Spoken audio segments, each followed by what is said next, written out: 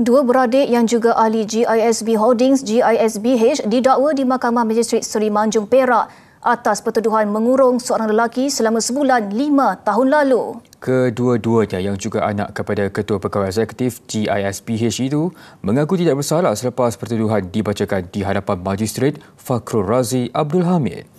Mengikut kertas pertuduhan, Muhammad Suhail, 42 tahun dan adiknya Muhammad Urwah Nasiruddin, 33 tahun, didakwa secara salah mengurung seorang lelaki yang ketika itu berusia 30 tahun selama sebulan.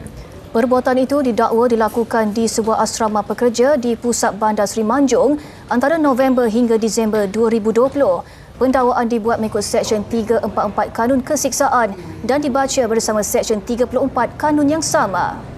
Sabit kesalahan boleh dihukum penjara sehingga 3 tahun dan denda. Mahkamah membenarkan setiap tertuduh dijamin RM3,000 dengan seorang penjamin dan kes akan disebut semula 17 Disember depan.